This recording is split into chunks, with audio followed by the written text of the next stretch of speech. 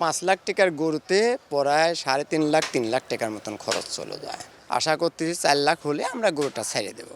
কতটি গরু নিয়ে এসেছেন, কাস্টমারের সাড়া কি রকম পাচ্ছেন? আমার মোট গরু আছে 30টা, তার মধ্যে আমার 20টা গরু আসছে, আরও গরু আসবে ইনশাল্লাহ। আশা করতেছি এবার একটু লাভবান হব এরকম আশা করতেছি। গতবারে এই হাটে আসছিলাম ভালোই, এগুলি নিরাপত্তা, পানির কোনো অসুবিধা নাই, চাঁদোয়ার কোনো অসুবিধা নাই, এগুলি সুন্দরই আমরা একটা নিরাপত্তা এই হাট কমিটির থেকে পাই থাকি। আশা করতেছি আমরা ইনশাল্লাহ লাভবান হব।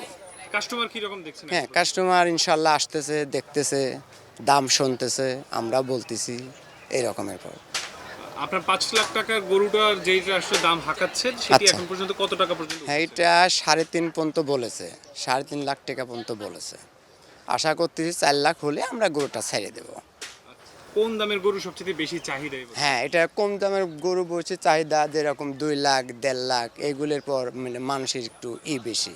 বড় গরু তো সবাই কিনতে পারে না, ছোটোর পর হলে সবাই কিনতে পারে, এটাই। আসলে একটা বড় গরু লালন পালন করতে আসলে কি রকম টাকা খরচ হয়? প্রচুর টাকা খরচ হয়। 1 কেজি ভুসির দাম মনে করেন যে 50 টাকা 60 টাকা, তার পিছনে শ্রম দিতে হয়, অনেক টাকা খরচ হয়।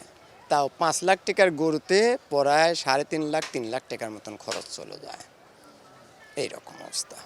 বাজারে যে আসছেন আসলে গরু নিয়ে আসার সময় আসলে কত টাকা আসলে রাস্তাঘাটে আসলে রাস্তাঘাটে পাবনা থেকে যদি আসি এখানে যদি বলা হয় তাহলে একটা গরুর পিছনে আমার 5,000 টাকা করে খরচ হয়। একটা গরুর পিছনে একটা মানুষ আসবে, ও আমার রাখাল আছে, তাদের দিতে হবে, তারপরে গাড়ি ভাড়া আছে, খাওয়া টাওয়া আছে, এগুলি দিয়ে মোট একটা গরু পরে 5,000 টাকা করে খরচ হয়। রাস্তাঘাটে আসলে কাউকে চাঁদা না, রাস্তাঘাটে কাউকে চাঁদা দেওয়া যায়, চাইও নি, আমরা দিও নি।